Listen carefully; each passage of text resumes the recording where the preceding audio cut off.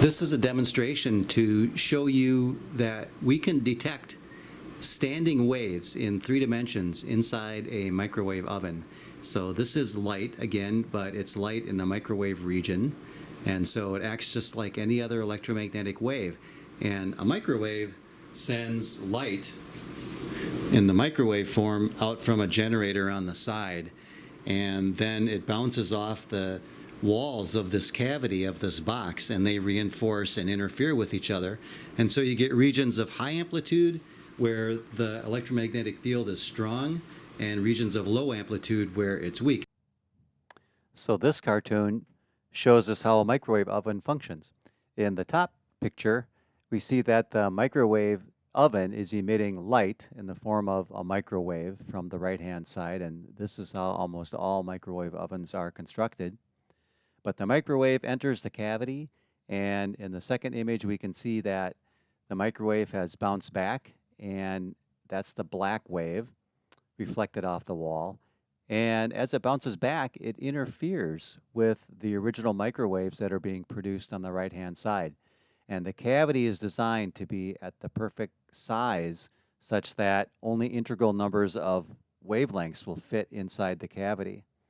All other wavelengths will just sort of interfere destructively with themselves. But for exactly this wavelength, the situation is just right that the wave can interfere with itself and create that special wave called a standing wave, which is what you see down there in the third diagram.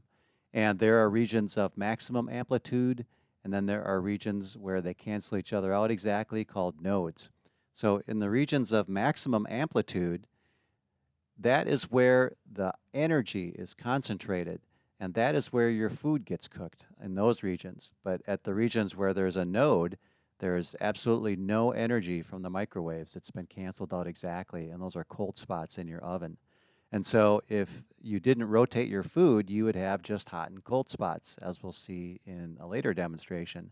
So microwave ovens are generally built with a rotating turntable on which your food is placed, and that way it can rotate into and out of the hot and cold spots, and then over time you'll get even heating.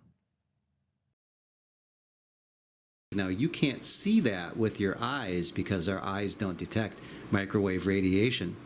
But electromagnetic radiation can cause electrons to move. That's how electrons sort of communicate with each other, through photons or electromagnetic radiation, light. And so what we can do to detect where the standing wave, the maximum, and the nodes are is you can just take a regular light bulb. Here I've got just a 60-watt light bulb, and the way that you have to do this is you have to put it in a cup of water to make sure that the base of the bulb, the metal part, is submerged in the water, because water is, of course, a really good microwave absorber. In fact, microwaves were designed and tuned to the frequency of waters. It's a rotational movement of water, and microwaves excite water. The water spins around, and friction with other water molecules causes it to heat your food. So the water will absorb the microwaves on the bottom part of the bulb. But the top part of the bulb is open and exposed to microwaves. So I'm going to close this microwave, and I'll turn the lights out, and we'll shut the door, and we'll take a look and see what happens.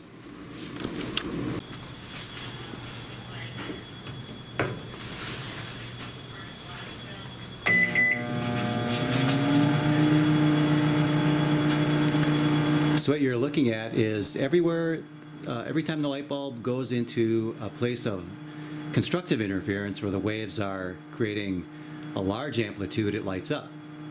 And it will go out where the waves are canceling out and there's no energy. That's called a node. So the light bulb is a probe.